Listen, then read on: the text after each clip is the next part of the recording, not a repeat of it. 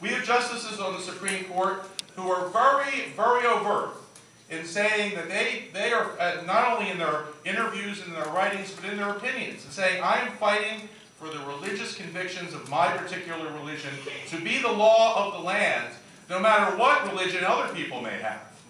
And we see that in decision after decision. And, you know, give you one example. School prayer, okay? Coerced school prayer is what we had in this country up until the early 60s. There are at least 4 justices on the Supreme Court who would like to go back to that. And I would just say to my friends in this room, if we ever have government mandatory school prayer again, it will not be the Shema.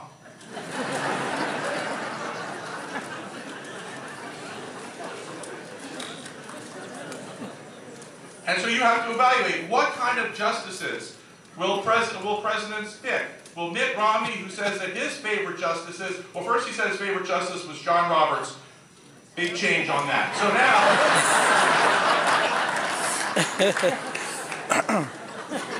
his new favorite justice is Antonin Scalia.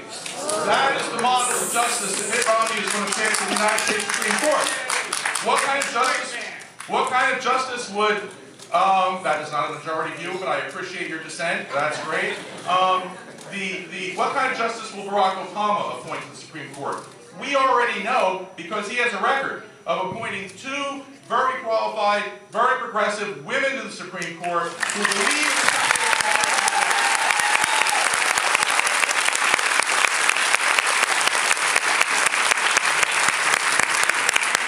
on issues like a woman's right to control her own medical decisions, which I know Josh will talk more about.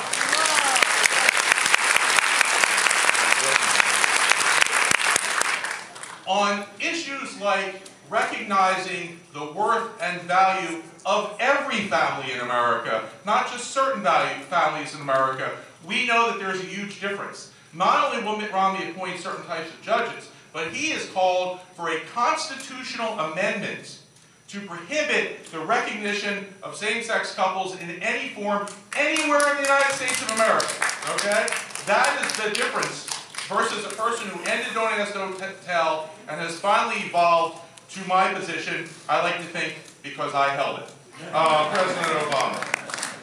So there is a huge difference on these domestic issues. As Jews, we talk about tikkun olam, repairing the world.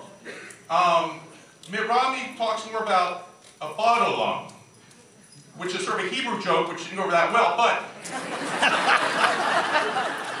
Hebrew jokes went much better at the plumbers conference I spoke to a couple weeks ago. But it doesn't mean repairing the world, I will tell you that. And I will tell you, I'm going to say one more thing about one more issue, and then I'll reluctantly, as always, relinquish the microphone. We have fought as Americans about issues for, 200-some years. And we have fought hard. But up until recently, both parties have resisted the urge to use a temporary hold on power to try to rig elections for the future to permanently cement their hold on power. Both parties had enough respect for democracy to say, we'll fight about substantive issues, but at least we will try to keep our elections free and keep our elections fair and to keep them to be real elections, not third world elections.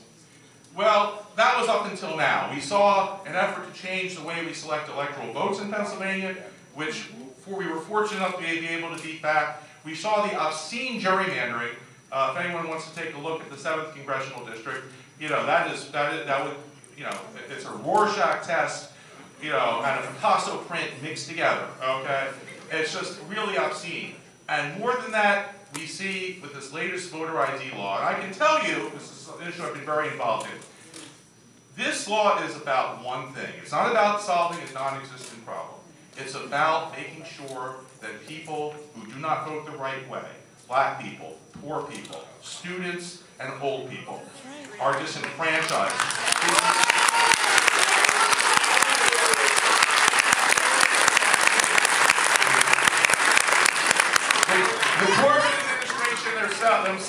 The Corbyn administration themselves said last week 750,000 Pennsylvanians, including almost 1 out of every one out of every 5 voters in the city of Philadelphia will be disenfranchised by this law.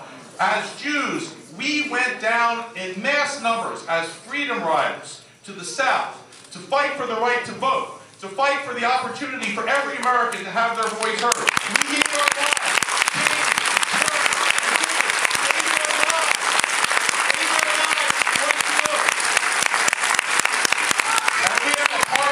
Presidential candidate who now says he supports voter ID bills to disenfranchise hundreds of thousands of people. That's something you should think about when making your decision about who is going to protect our values.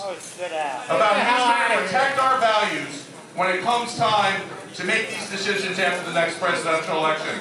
Again, thank you all for listening to me. Have a great night.